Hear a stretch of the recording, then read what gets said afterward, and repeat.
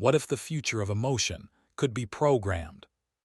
A rising tech intern, a reclusive CEO haunted by scandal, an AI that doesn't just read feelings, it shapes them, and a secret buried deep enough to destroy everything. In a world where love, power, and technology collide, one choice could change the course of human connection forever. Subscribe now to our YouTube channel and get ready for a psychological tech drama that will make you question what's real and who you can trust. This isn't just a love story. It's a reckoning.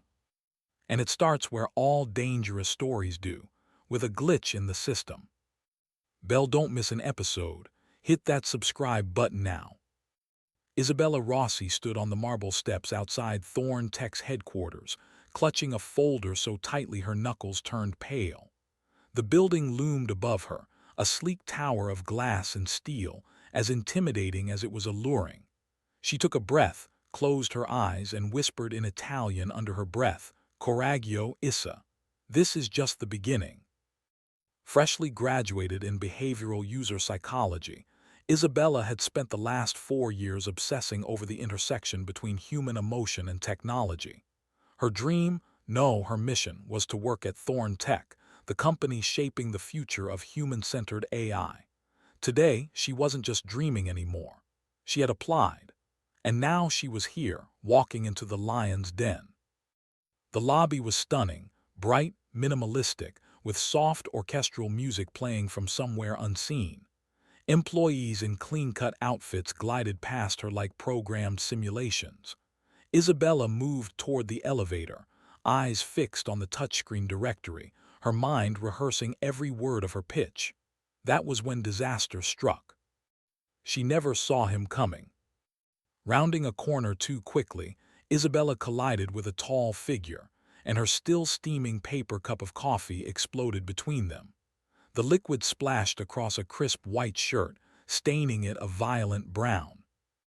"Oh my God," she gasped, eyes wide, instinctively trying to blot the shirt with the sleeve of her coat. "I'm so sorry, I wasn't looking, I just—" The man took a small step back, dabbing his shirt with a handkerchief he pulled from his pocket. His movements were calm, methodical, like someone used to controlling chaos. "No lasting damage," he said, voice low and even.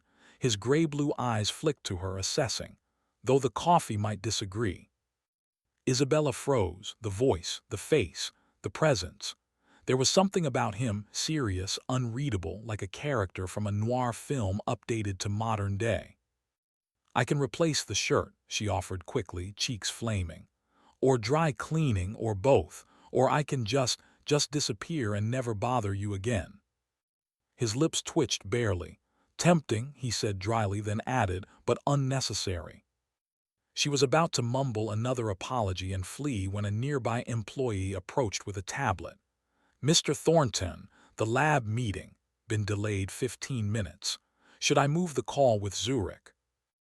Isabella blinked. "Mr. Thornton." Her eyes shot back to the man whose shirt she'd just ruined. Alexander Thornton, the CEO of Thorn Tech, the very man whose company she was about to beg for a chance to intern at.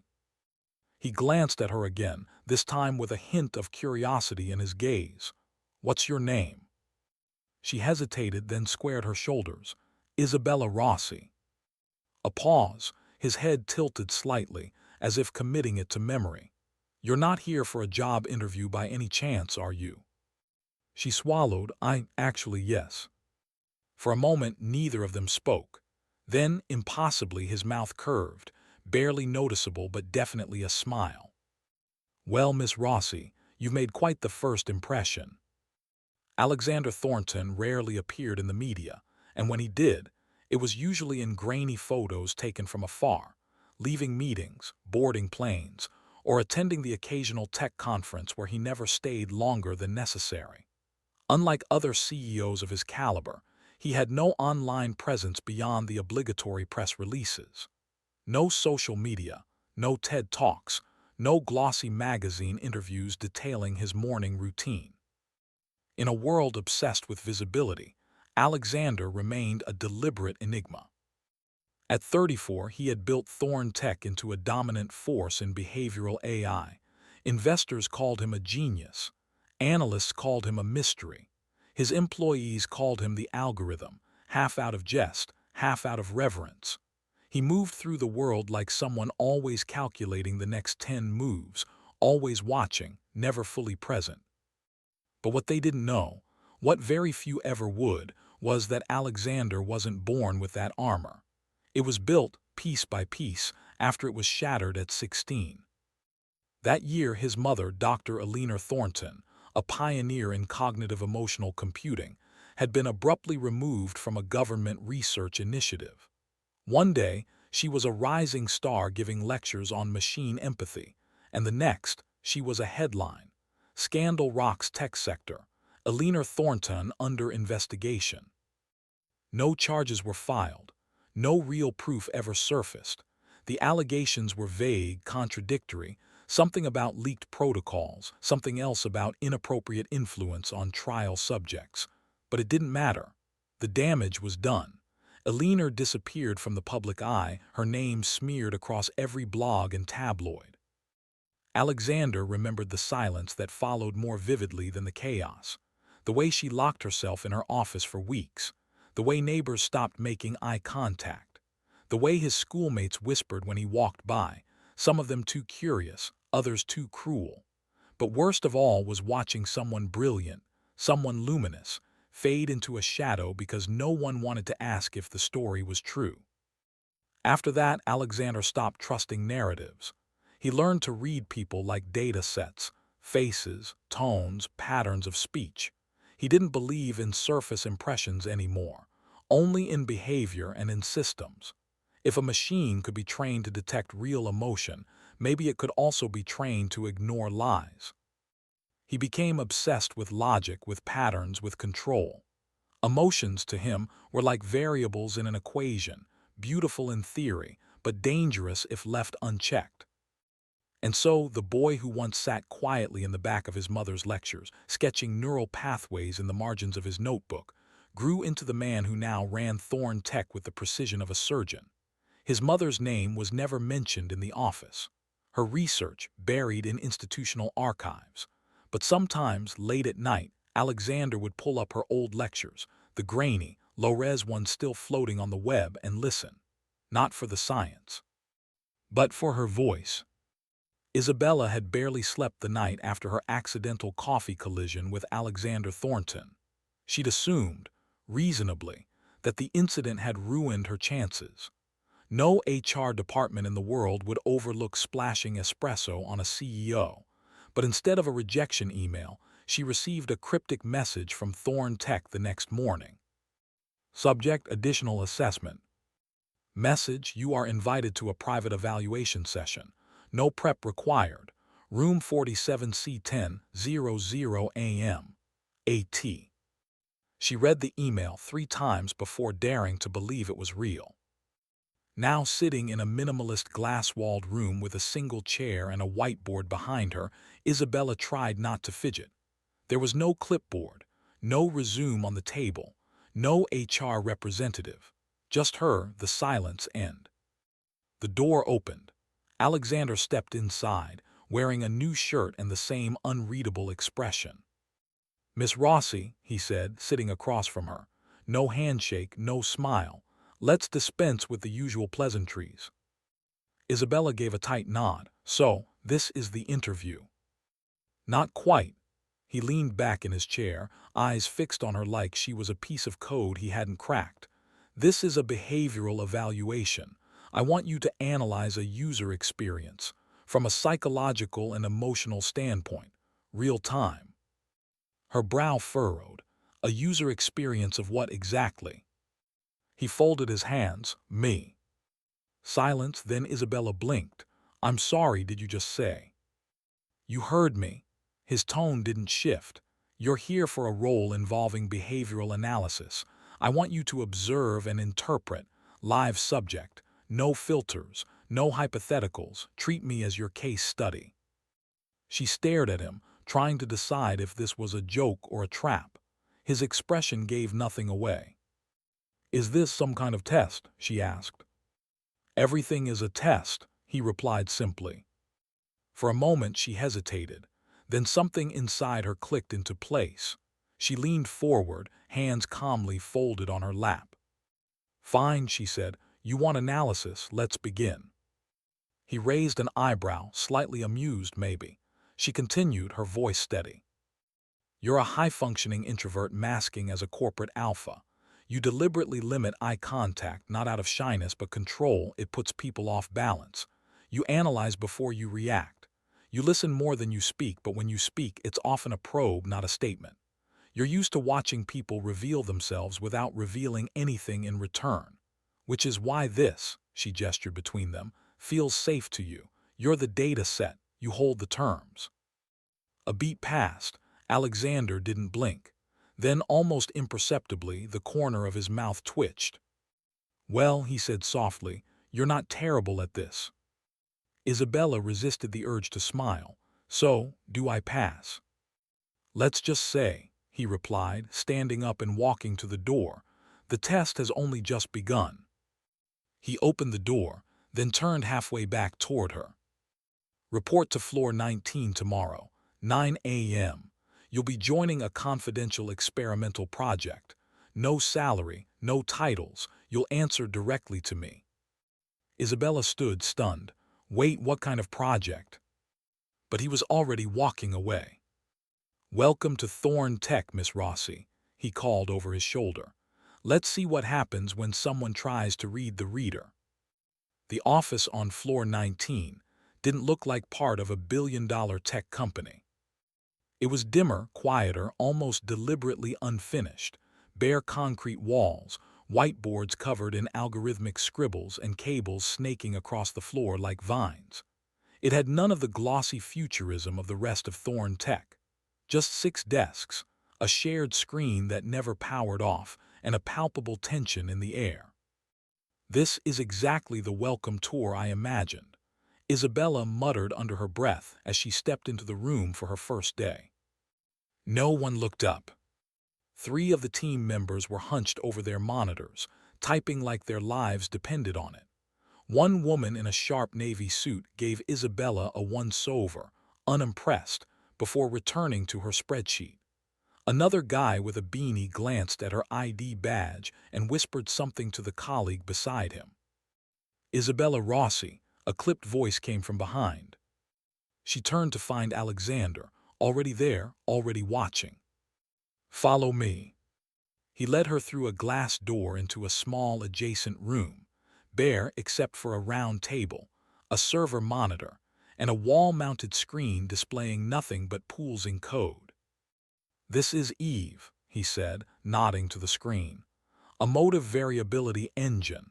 It's our attempt to decode not just expressions or tone, but intention, what people feel beneath what they say. Isabella's eyebrows lifted. Emotional subtext detection. In theory, he folded his arms. Right now, Eve can mimic empathy, but it doesn't understand consequence. That's where you come in. You want me to teach empathy to an algorithm.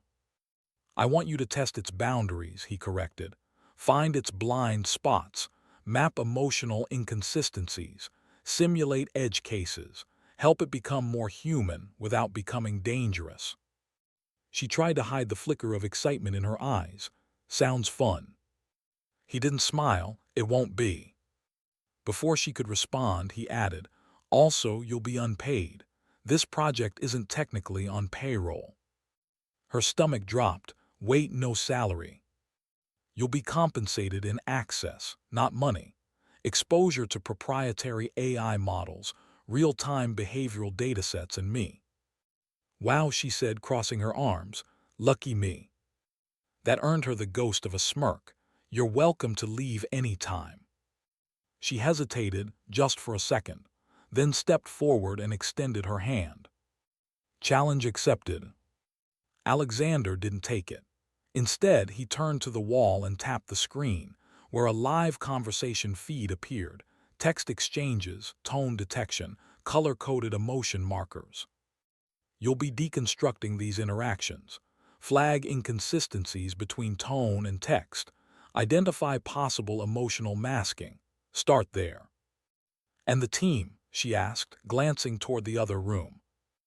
They're not thrilled about having a behavioral psych major instead of another engineer, he said bluntly. You'll earn their respect, or you won't.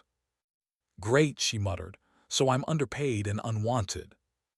You're here for a reason, Miss Rossi, Alexander said, finally turning back to her. For a moment his gaze wasn't cold, just quiet, curious. I don't make room for people I don't believe in. It wasn't flattery. It wasn't encouragement. It was something else, almost like data he hadn't yet finished calculating. And for the first time, Isabella saw it. Behind the calm and the cold, something restless flickered in him. Not warmth, but something human, something waiting to be named. It was nearly midnight when Isabella first saw her. She was in the communal workspace, eyes bleary from 6 straight hours of analyzing emotional deviation charts. The rest of the floor had emptied out hours ago, leaving only the faint hum of the building's servers and the ever-present glow of Eve's interface flickering against the walls. Then came the sound of the elevator. Soft footsteps, confident, unrushed. Isabella looked up to see a woman step inside. Tall, black boots, black jeans, black hoodie pulled halfway over messy auburn curls. She moved like someone who didn't need permission to be there. The woman barely glanced at Isabella before heading straight toward one of the secure terminal ports. With a flick of her wrist, she pulled a slim USB from her sleeve and inserted it into the console like she'd done it 1,000 times. You're not on the team, Isabella said, standing up slowly. The woman turned to her then, finally, and smiled. Neither were you until you spilled coffee on the boss, she replied, her voice dry, sharp-edged, and somehow familiar. Isabella blinked. Do I know you? Maybe, the woman said with a shrug, or maybe you just think you do. Her accent wasn't strong, but there was a trace of something, East Coast maybe. She was hard to place. Everything about her felt like contradiction, wild but precise, detached but present. The terminal beeped. She tapped in a series of commands too fast for Isabella to follow. You're accessing Eve's raw input data, Isabella asked cautiously. The woman gave a small smirk. Relax, I'm not here to break anything, just checking on a few pressure points. Do you work for Alexander? I work near Alexander, she said vaguely. Let's call it parallel collaboration. There was a pause. Then the woman looked at her fully for the first time, not casually, directly. Her eyes were dark but not cold. There was something behind them Isabella couldn't name. Recognition, affection, guilt. You've changed, the woman said softly, almost to herself. What? Nothing. She unplugged the USB, tucking it back into her sleeve with the kind of ease that made Isabella think this woman could break into the Pentagon just for fun. Keep watching the way he looks at you, she added, already walking toward the elevator. Excuse me. The woman turned, walking backward now, her grin crooked. He doesn't do that with anyone else. And then she was gone, vanished into the elevator like a ghost. Isabella stood there for a long moment, heart racing for reasons she couldn't quite explain. There was something about the woman that tugged at the edge of memory, something buried, unfinished. She didn't know who she was. Not yet. But she was certain of one thing. That wasn't the last time she'd see her. Long before Thorn Tech, before Eve, before she ever imagined walking into a glass tower of corporate ambition, Isabella Rossi had nearly given up on everything. It was her second year at university, back when she still believed in the power of collaboration, of trust, of love disguised as late-night study sessions. Her boyfriend at the time, Matteo, was charming in that arrogant, persuasive way only bright young men with too much ambition and too little integrity could be. They had worked on a joint research proposal for a competitive grant, a study on emotional recall and interface memory retention. Except only one name ended up on the submission, and it wasn't hers. He had changed a few variables, renamed a few files, and submitted the project solo to a partner institution. When the results were published under his name, Isabella's world came crashing down. She confronted him, he gaslighted her, said she was imagining things that there was no proof. When she reported it, the university opened an investigation, but Matteo came from a family with money and connections. She didn't. The committee dismissed it as an unfortunate misunderstanding. Her GPA plummeted. Her scholarship was placed on probation. The worst part wasn't the betrayal. It was the silence afterward, the way professors stopped calling on her, the way people she once called friends averted their eyes in the hallway, like she had become radioactive, like it was easier to believe she was lying than admit someone else had stolen from her. For weeks, Isabella drifted. She stopped attending lectures. Her room became a prison of unopened books and stale coffee. She thought more than once about disappearing. Then, one evening, out of boredom or desperation, she wandered into an open lecture advertised on a faded campus bulletin. Empathy in Machines, Why Feeling Matters, Dr. Eleanor Thornton. The room wasn't full, maybe 30 people, but the woman at the podium radiated calm authority, grace without apology. Her voice was low, precise, and kind in a way that didn't feel performative. She didn't speak about sympathy or resilience or the usual motivational fluff. She spoke about data, yes, but also dignity, about how emotion wasn't weakness but data in its most human form. She said something Isabella would never forget. Sometimes machines mirror us better than people, but that doesn't mean we stop trying to be seen by people. That's how we survive. Isabella sat in the back, silent, tears threatening for the first time, not out of despair, but out of recognition. For the first time in weeks, someone had said something that didn't just make sense. It made her feel like she wasn't broken. She never introduced herself to Dr. Thornton that night, but she remembered every word. And now, years later, standing in a company founded by that very woman's son, Isabella felt something shift. The pain of what had happened hadn't vanished, but it had found a strange new purpose. And that purpose was watching her, calculating from behind cold eyes, calling her by name like he didn't know their lives had already once intersected. She doubted Alexander Thornton even remembered that night. But she did. And maybe, just maybe, that was enough for now. The auditorium lights were dim, casting soft shadows across rows of empty chairs. Most of the audience had clustered toward the middle, but in the back corner, half shielded by the thick velvet curtain, sat a younger Isabella, just 19, hoodie drawn over her head, a notebook open on her lap but untouched. Her eyes were hollow from too many sleepless nights, her posture slouched as if trying to vanish into the chair itself. She hadn't meant to stay. She only walked in to escape the cold, but the speaker's voice, low, deliberate, warm without trying, had stopped her mid-step. Dr. Eleanor Thornton stood beneath the soft glow of the stage lights, speaking not like a guest lecturer, but like someone who understood the language of quiet pain. She talked about empathy in machines, but every sentence felt like it was really about people, about being unseen, about being misread, about choosing to still feel anyway. Isabella didn't take notes. She couldn't. She just listened like the words were oxygen. She wasn't alone in the back.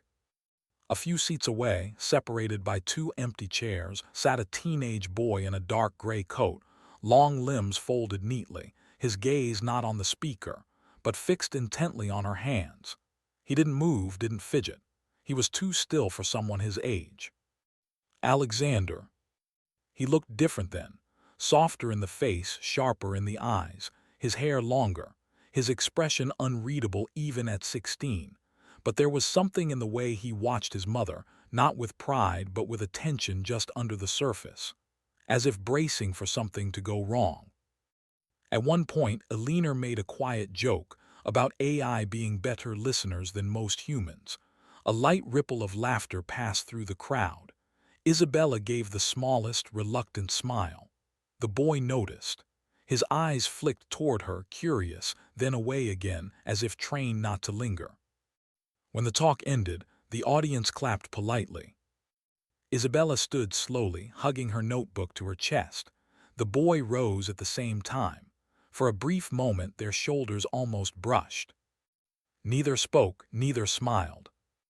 But for a heartbeat, they stood there, two strangers in the same moment, orbiting the same pain in entirely different ways. Then he walked down toward the stage, toward the woman everyone had come to see. And Isabella walked toward the exit, toward the darkness outside. Neither of them remembered each other years later. But fate, perhaps, had already made its quiet note. In the days that followed, Isabella found herself navigating a strange emotional terrain, a battlefield of algorithms, passive-aggressive colleagues, and Alexander Thornton's maddeningly unreadable presence. He wasn't exactly cruel. He didn't raise his voice, never belittled her in front of others, but his feedback came like surgical cuts, precise, effective, bloodless. At first, she bristled under his scrutiny.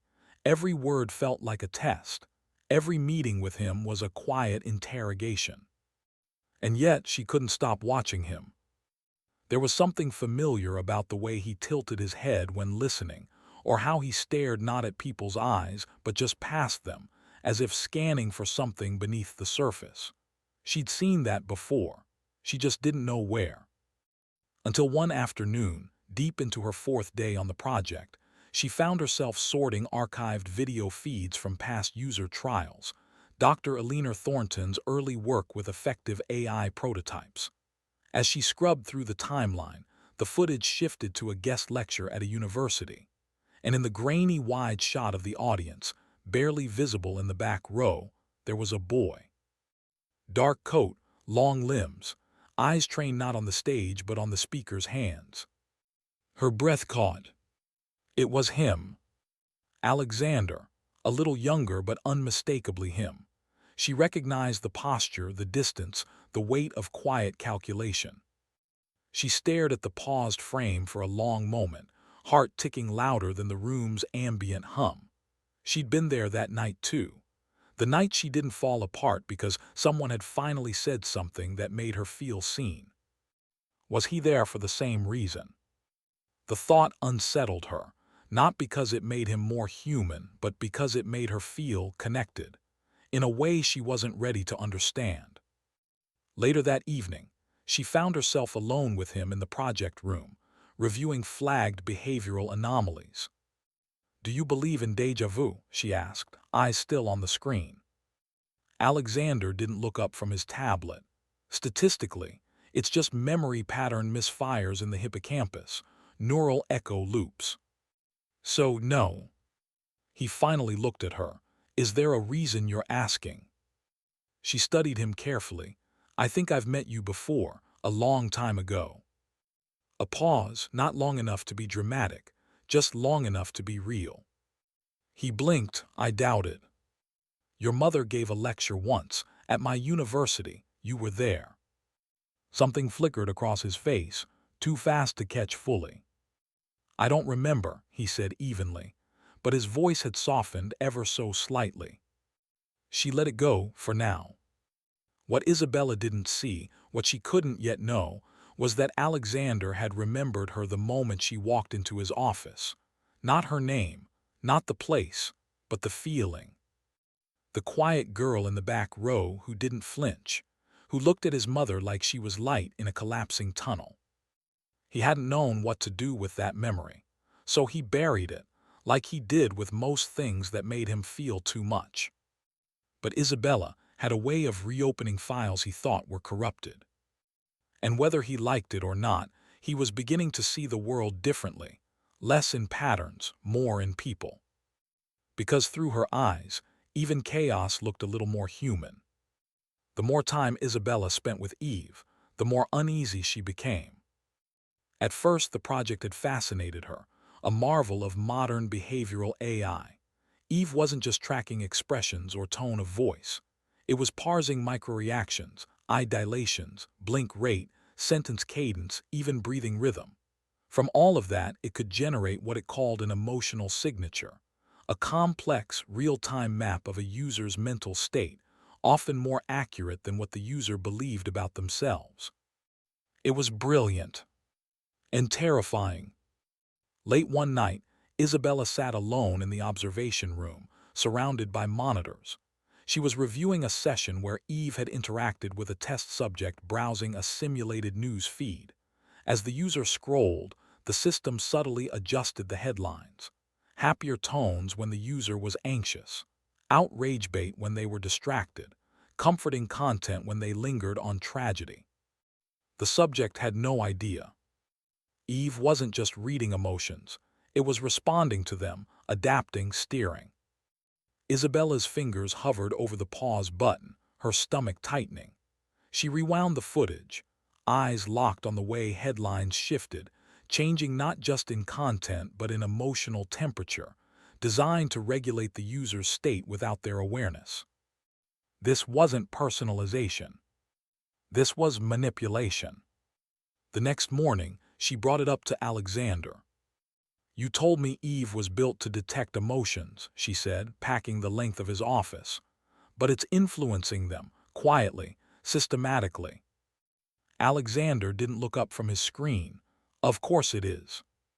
She stopped. "You knew." "I designed it to adapt," he replied calmly. "Emotional feedback loops improve user engagement. It's no different than what social media platforms already do, just more refined." "That's exactly the problem," she said, voice rising. "This isn't engagement. This is engineering consent. You're changing what people feel in real time and they don't even know it." He finally looked at her then. No coldness, no amusement, just stillness. "I'm not trying to manipulate anyone, Isabella. I'm trying to build an interface that understands, a system that can prevent harm, de-escalate violence, detect internal crisis before it happens." "And who decides what counts as harm?" she shot back. "Or what's worth de-escalating? You, Eve, some invisible committee of executives?" Silence stretched between them.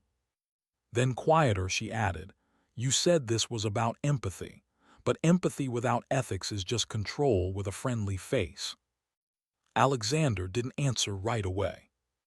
Instead, he stood, walked to the glass wall behind him, and stared out at the city below, lights blinking like circuitry. When he finally spoke, his voice was low. "I watched the world destroy my mother for telling the truth, for trying to hold people accountable.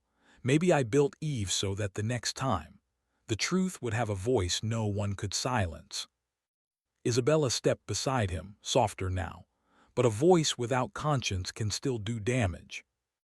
He turned his head slightly toward her. And for the first time since she'd met him, Alexander Thornton didn't look like a machine behind glass. He looked uncertain. And that, more than anything, frightened her. The lockdown began with a single flicker on the central server monitor.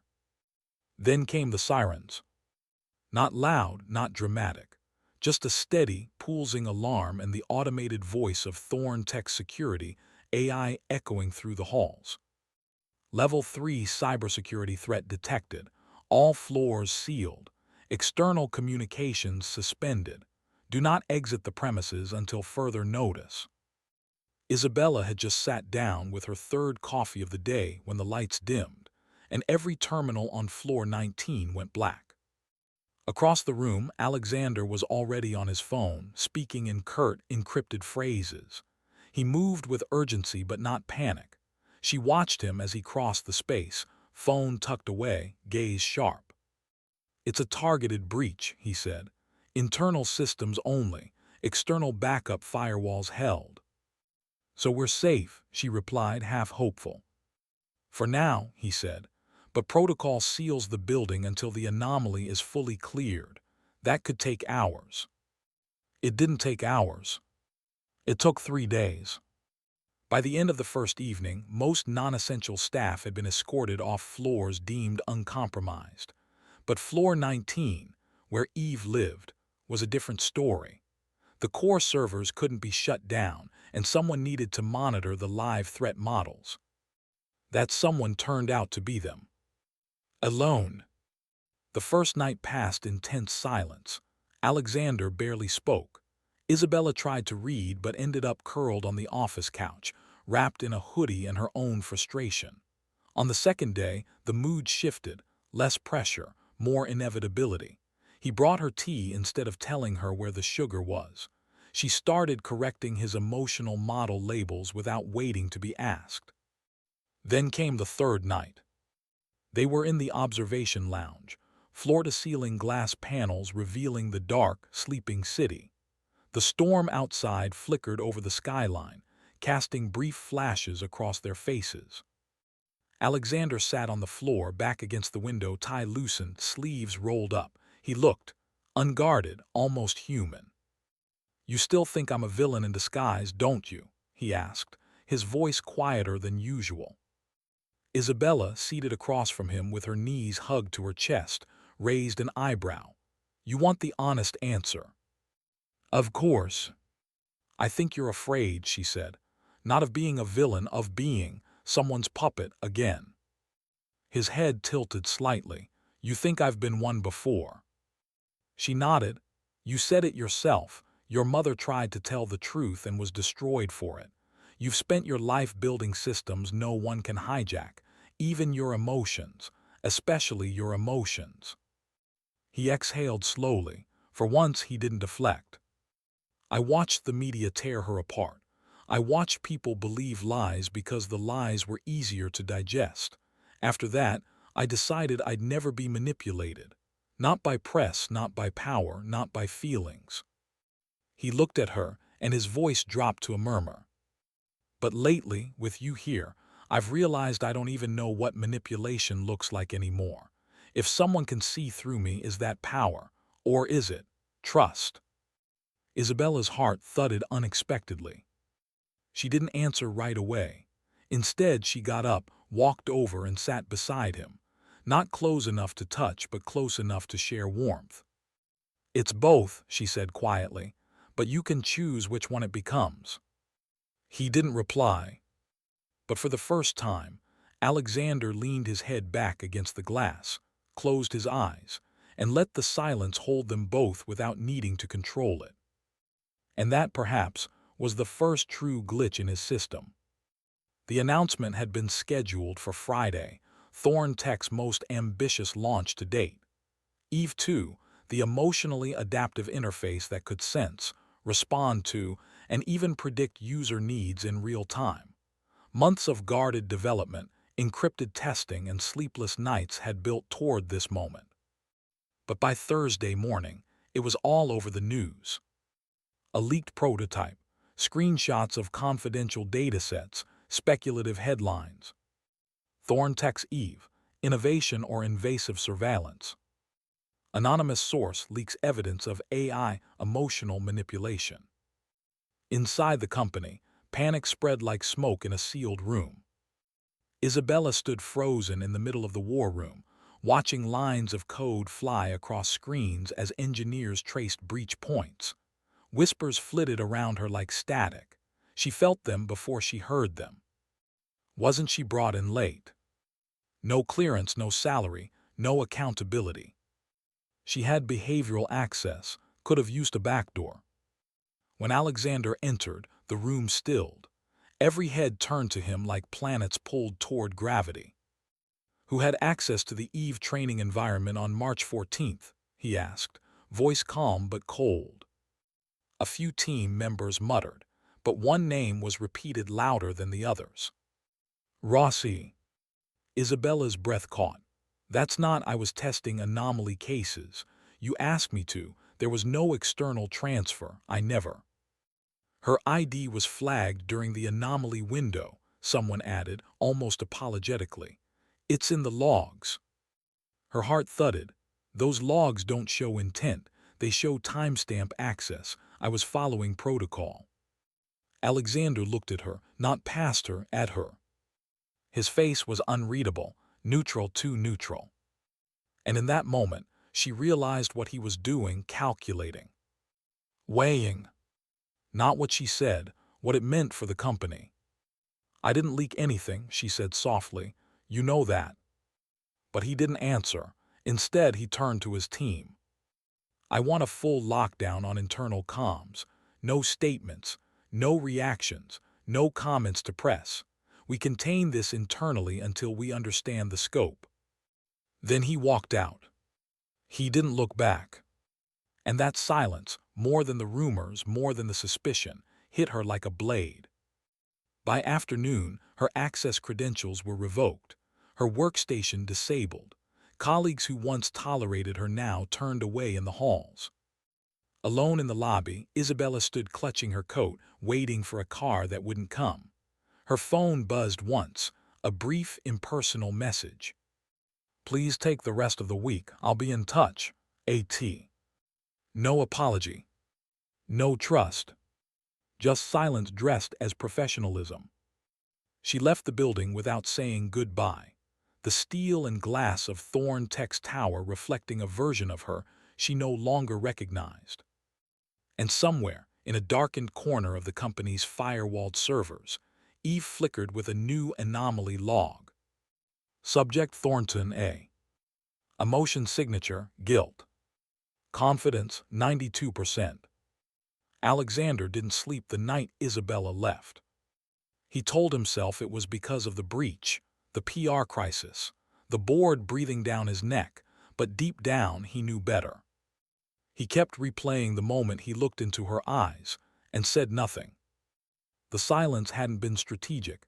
It had been cowardice dressed as caution. And now she was gone. He told no one what it felt like to walk past her empty desk the next morning. He didn't tell the team that her files had been flagged after the breach window had already begun. He didn't say that the evidence was circumstantial, at best. He simply sat in his office, watching Eve. But something strange had begun to happen inside the system. The anomaly logs were increasing, not in the test subjects but in Alexander himself. His data was always clean, always precise. But now, the system was flagging irregularities, spikes in biometric activity, facial tension, inconsistent vocal tone, during interactions unrelated to the project. During moments when he spoke about her, or thought about her. One late evening, with only the hum of the server for company, he accessed the system's latest feedback loop analysis. On screen, Eve had generated a real-time emotional map of its primary overseer, Alexander himself. Subject Thornton A. Baseline emotional stability, 97%. Deviation increase, plus 14.6% past 72 hours. Unclassified emotional patterns, present. Cross-reference, subject Rossi-I correlation, 87.3%. Note, emotional fluctuation exceeds expected range, variable not yet defined. He stared at the blinking cursor beneath the summary. Eve didn't understand it, it couldn't. Because some things, no matter how powerful the system, no matter how vast the dataset, couldn't be reduced to variables. Not longing, not regret, not the quiet way Isabella used to challenge him without fear. Not the way her absence now sat like static in the room. The AI had learned from him. Now it was mirroring him back. It didn't label the feeling. But it didn't need to. Alexander closed the report and leaned back in his chair, face lit only by the faint blue glow of the screen. He had chosen silence, logic, control. And in doing so, he'd created a system that could detect everything, but the one thing he no longer knew how to say. "I miss you." Isabella hadn't planned to go back. After leaving Thorn Tech, she spent days in a fog, part anger, part heartbreak, part exhaustion. She tried to forget. She tried to let it go. But the story wouldn't leave her alone. Neither would the questions. Why had the breach data felt too clean, too perfectly timed? And why, despite everything, did she still feel like she was part of something unfinished? She found her answer in the least expected place. A private message. No name, no sender, just a location and a time. She almost didn't go. But curiosity, or maybe instinct, pulled her there. A rooftop garden on the east side, overgrown and half abandoned. She found the woman waiting on the edge of a rusted bench, fingers tapping rhythmically against a tablet.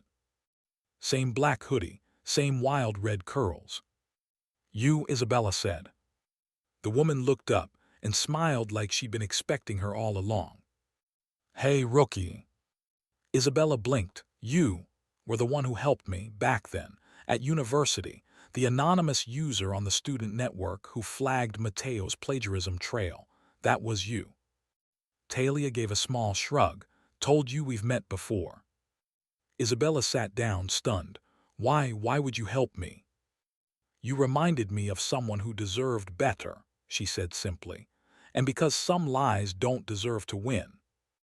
There was a long pause, then Isabella narrowed her eyes. "You work for Thorn Tech." "I don't work for anyone," Talia said, "but I've kept one eye on their codebase for years, especially once Eve got teeth." "And Alexander?" Isabella asked slowly. "He doesn't know." Talia's smile faded. "No, he and I haven't spoken in almost a decade." The wind tugged at their silence. Talia pulled a USB drive from her pocket, placed it on the bench between them like a peace offering. "I've been tracking the leak," she said. "It wasn't you, obviously. It came from someone inside the Neurovast cluster, using spoofed credentials and timing it to make you the perfect fall girl." "Claire," Isabella whispered, "and probably Mateo." "Bingo." Isabella's pulse quickened. "Then we can prove it." Talia nodded. "We can, but we'll have to play smart. Claire's already fed the press a half-story. If we don't hit back exactly right, they'll spin it as paranoia." Isabella picked up the USB, fingers closing around it like it was oxygen. "I want in," she said. "Not just to clear my name, to stop Eve from becoming what Claire wants it to be." Talia's grin returned, sharper now. "Good, because this system, it doesn't need to be destroyed, it needs to be reclaimed, by people who actually care about what it sees."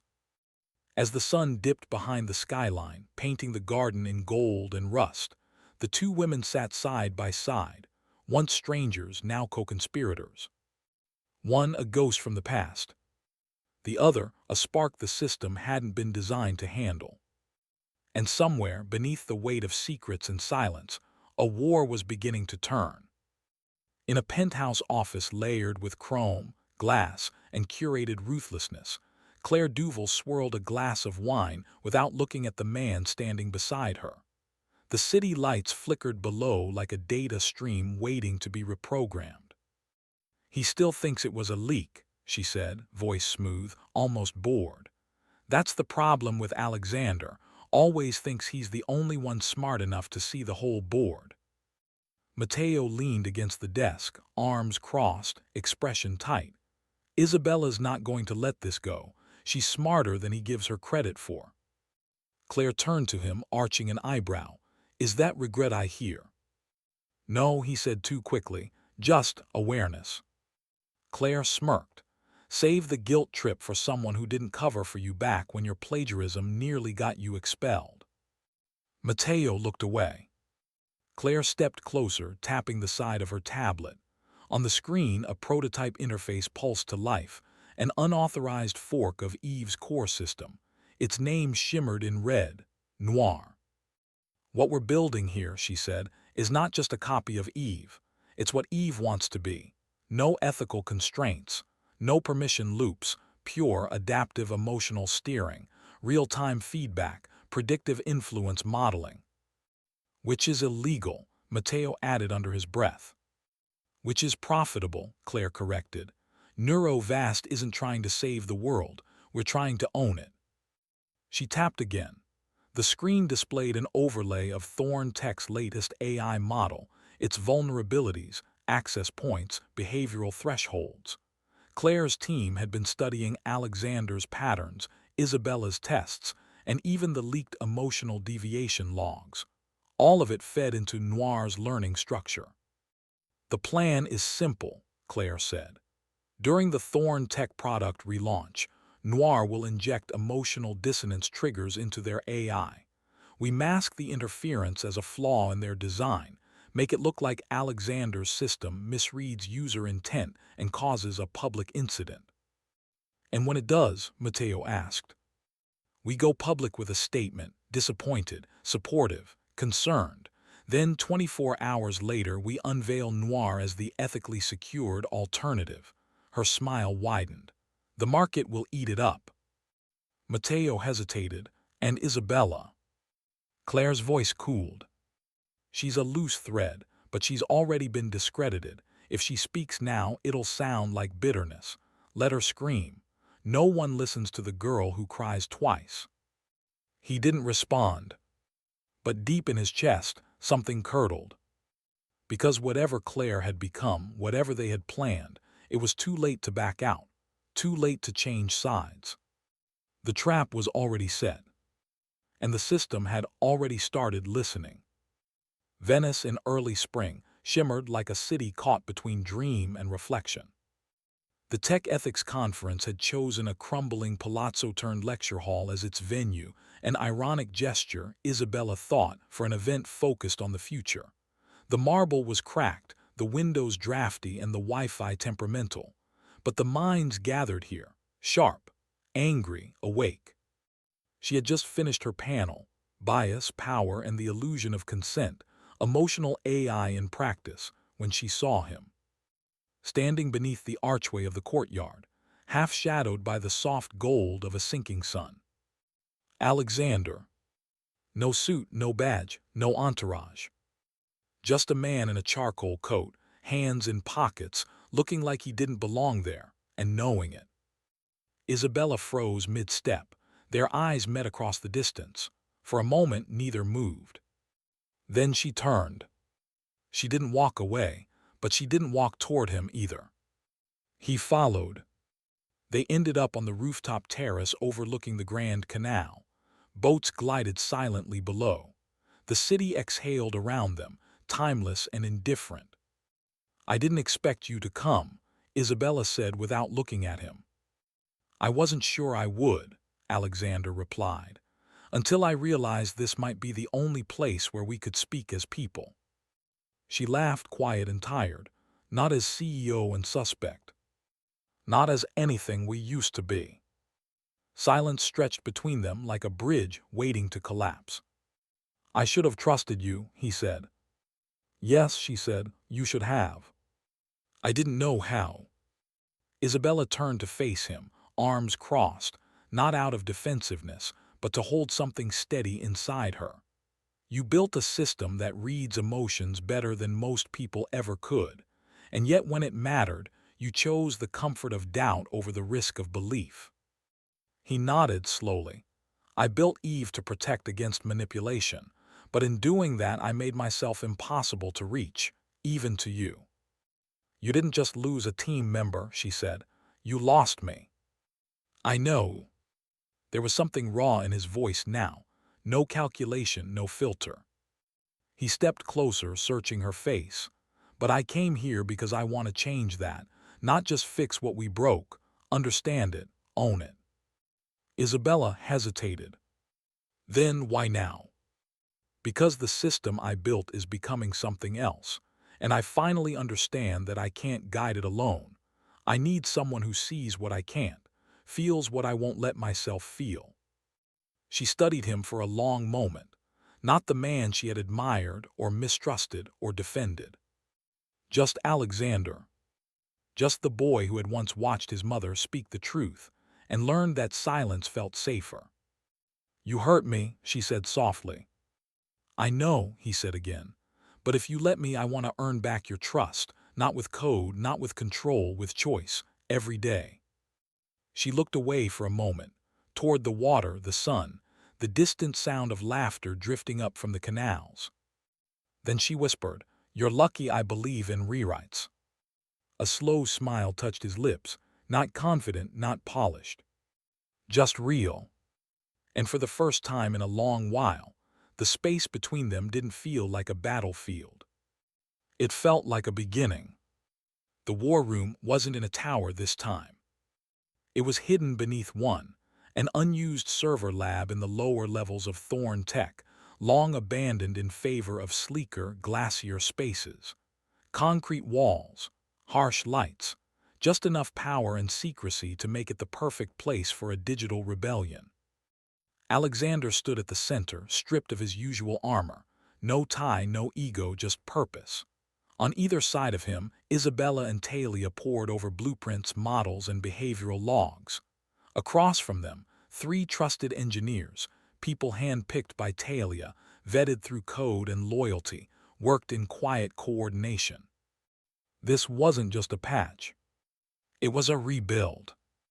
"I'm calling it Solace," Isabella said, pointing at the interface on the display.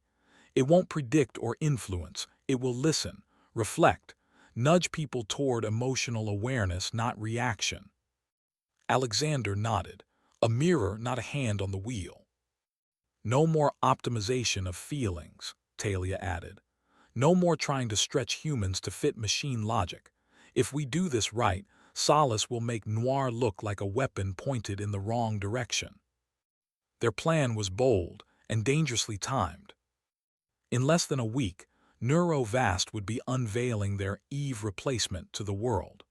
The board at Thorn Tech, reeling from recent fallout, had agreed to a joint showcase, a global broadcast event featuring both companies, billed as a gesture of transparency and competition. Claire thought she'd already won, but she didn't know what they were building. Solace was more than a system. It was a statement. Each line of code was written with ethical checkpoints. Each behavioral trigger was tested not for persuasion, but for permission. If Eve had once tried to predict the heart, Solace would teach it to ask. Isabella leaned over a console, entering real-time feedback prompts. "You're sure you can inject the Solace protocol into the demo build?" she asked Talia. "I've back-channeled a clean entry point," Talia replied. "Claire's team doesn't know I still have root access to the original Eve architecture. She's running her version on stolen bones." "And when the moment comes," Alexander asked. "We flip the switch," Talia said. "Solace activates. We show the world what real emotionally intelligent AI looks like, and expose the dark manipulations embedded in Noir." Alexander turned to Isabella, his expression quiet but resolute. "You'll be the one to speak." She blinked. "What?" "You understand it better than anyone. You've lived it, felt it. The whole point of Solace is that it needs a voice, not just a mind, and you've always had both." Isabella hesitated, then nodded slowly. She wasn't just reclaiming her name. She was reclaiming the narrative. In that underground room, surrounded by schematics and second chances, they weren't just building software. They were building resistance. And soon the world would see it too. It began with a name. Isabella had been digging through old research papers, tracing the original framework that Eve was built on, back before Thorn Tech even had a name. She was hopping to find overlooked patterns, ethical loopholes Claire might have exploited in her stolen version. Instead, she found a co-author, one that froze her breath in her throat. Dr. Celeste Morty. Her mother. Her adoptive mother. The woman who had raised her with kindness and discipline. The woman who always insisted she stay skeptical of systems. The woman who, until now, had never spoken about her past in the tech world beyond vague mentions of consulting. Isabella's fingers trembled as she pulled up archived academic correspondence between Dr. Morty and Eleanor Thornton. Letters, journal submissions, some collaborative, then cold, abrupt. And then an internal memo. Dated 16 years ago. Subject: protocol breach allegation. Dr. Eleanor Thornton. Filed by Dr. Celeste Morty. It was Claire. It wasn't some faceless enemy. It was her. The woman Isabella had admired her whole life had been the one to trigger the investigation that destroyed Alina's career, smeared her reputation, and shattered Alexander's family. She slammed her laptop shut, hands gripping the edge of the table. Her thoughts spiraled. Rage, confusion, betrayal, followed by a nauseating wave of doubt. Was this revenge by blood? A cruel, accidental echo of a wound she hadn't even known existed? Had she been used? Was she, just another variable in someone else's unfinished war? Later that night, she met Alexander in the lab. He was reviewing Solace's final interface when he looked up and saw her face. "What happened?" he asked.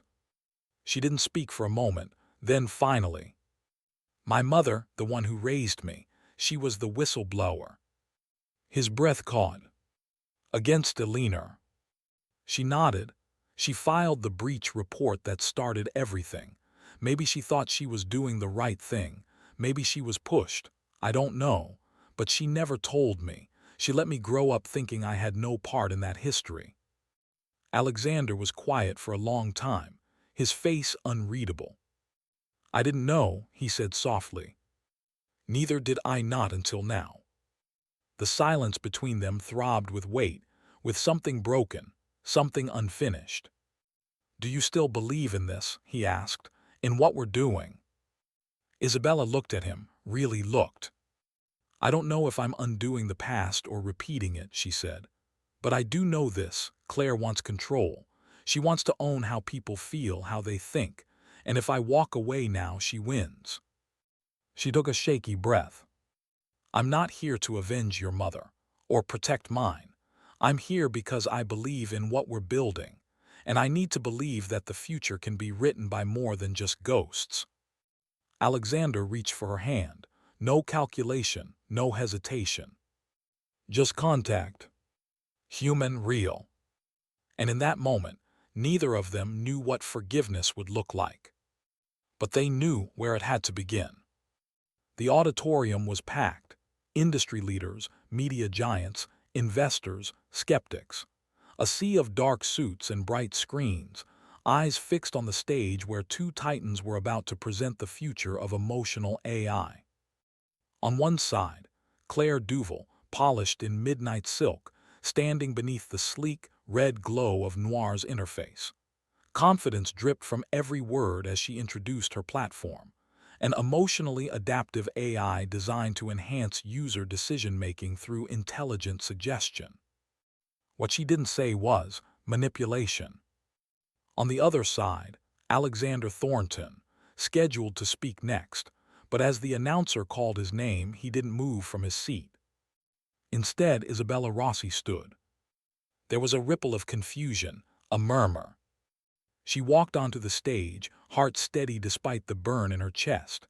Her heels clicked softly against the polished floor. Behind her, the glowing blue interface of Solace pulsed gently, calm, not aggressive. Claire's smile faltered. Alexander watched her from the audience, silent, still, but in his eyes trust.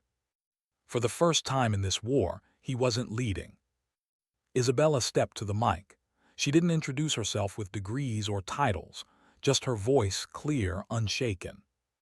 "Good evening. I know I'm not the one you expected, but I might be the one you need to hear." She paused, letting the room lean in. "Today, you're being shown two visions of the future, both powered by emotion, both powered by AI, but only one of them believes that your emotions are yours." She gestured to the Solace projection. "This system doesn't push you to feel, it listens, it reflects, it makes space. It doesn't try to optimize your grief or nudge your joy into consumer choices. It honors the mess, the contradiction, the humanity." Claire folded her arms, unimpressed. "And what happens when humans make bad choices, Miss Rossi? When they follow the wrong feelings? What then?" Isabella turned to her, meeting her gaze without flinching. "Then we learn," she said simply. "We grow, and we own those feelings as ours, not ones filtered through corporate calibration. Solace isn't here to perfect people. It's here to remind them they were never broken." The room held its breath. Behind her, Solace shifted, projecting a real-time emotional response map, not of the users, but of itself. Its evolving feedback model displayed a single line at the top of the interface. I do not lead, I learn. I do not correct, I connect. No applause, not yet, just silence. And in that silence, Isabella looked out into a crowd of people who had spent years trying to predict what the world wanted to feel. For once, she wasn't telling them what to feel at all. She was asking them to remember, to choose. And that, more than any algorithm, was power. The buzz after Isabella's speech hadn't even faded when the second wave hit. Talia had been waiting, hidden in the wings of the broadcast control room, eyes locked on the countdown timer synced to the livestream feed. She didn't look like a hacker in that moment. She looked like a woman with unfinished business. As Claire attempted to reclaim control, her voice sharp, smile tight, trying to reframe Noir's assertive influence as a necessary evolution, Talia tapped a single command. The screen behind the stage blinked. The Thorntech logo disappeared. Then grainy footage, dated 16 years ago. A private recording, never meant to see the light of day. On screen, Dr. Eleanor Thornton sat at a desk, calm but visibly worn. Across from her, a government ethics committee, faceless, nameless. Her voice, however, was crystal clear. I submitted evidence of misuse, behavioral trial data falsified, emotional stressors pushed beyond ethical thresholds. I didn't leak it to the press. I filed it through proper channels. But when I refused to retract the report, I was asked to step down. Dr. Thornton, the story being circulated, is a lie, she interrupted, firm but composed. I did not engage in misconduct. I was silenced for telling the truth. You know that, and you're hoping no one ever hears it. The footage ended. The screen went black. Then slowly, a single headline faded in, broadcast to every screen in the room and across the live stream to millions of viewers. Dr. Eleanor Thornton, WHISTLEBLOWER, not criminal. A hush fell over the room. Claire froze mid-step, her face unreadable but paling. Alexander remained seated unmoving, but his hands clenched together, knuckles white. For so long, his mother's legacy had been stained, her brilliance buried under rumor and falsehood. He had built Thorntech on the ruins of that pain, never daring to question it too openly. And now, in front of the world, the lie collapsed. His mother hadn't been destroyed by scandal. She had been sacrificed for truth. Talia stepped out from backstage, no longer hiding, no longer anonymous. She looked toward Alexander, not for approval, not for forgiveness, but as a sister reclaiming the part of herself she'd buried right alongside their family name. Isabella found his gaze across the stage, her expression steady, full of quiet strength. Alexander stood slowly, the entire room watching. And for the first time in years, he didn't feel like a CEO managing perception. He felt like a son standing in the light of justice restored. And somewhere, deep in the foundations of the company built on silence, something fractured finally began to heal. The fallout was swift. In less than 48 hours, Claire Duval was removed from her position at Neurovast. Investors fled. Internal communications were leaked. Noir's source code, once hailed as the future, was dissected publicly, revealing the depth of its manipulative architecture. For all her polish and power, Claire couldn't outrun the truth. Still, in her final press appearance, flanked by legal counsel, her voice calm even in disgrace, she left the world with one chilling remark. It was never the AI you needed to fear. It was always the people behind it. The words echoed longer than anyone expected. And for Alexander, they lingered.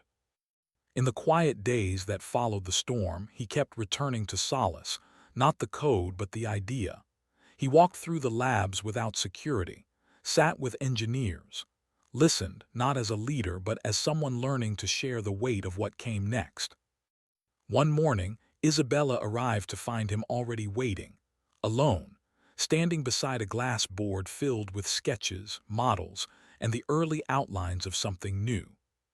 He turned when he heard her, and instead of greeting her with formality, he said, "I want you to take over." She blinked. "What?" "The Department of Ethical Integration," he said. "I'm giving you full authority, not advisory, not symbolic, real power, real independence. You'll shape the framework of everything we build going forward. You decide how we draw the line between innovation and humanity." Isabella stared at him, caught between breathlessness and disbelief. That's not a job offer. That's a trust fall." He nodded. "It is." "And this is how you say you care?" she asked, voice soft, almost teasing. "No," he replied, stepping closer. "This is how I show I've changed. I don't want to own you. I want to walk beside you, in this, in everything." She searched his face, then smiled, not the dizzy, cinematic kind, but something steadier, quieter, earned. "You know this doesn't fix everything," she said. "I'm not trying to fix it," he replied. "I'm choosing it." They didn't kiss. There was no dramatic music, no sweeping embrace. Instead, Isabella reached for a marker, uncapped it, and started editing the board beside him. He smiled, watching her, not as a CEO, not as a man who once thought control meant strength, but as someone who'd finally learned that love, like technology, wasn't about perfection. It was about choice. Every day. And together, they chose to begin.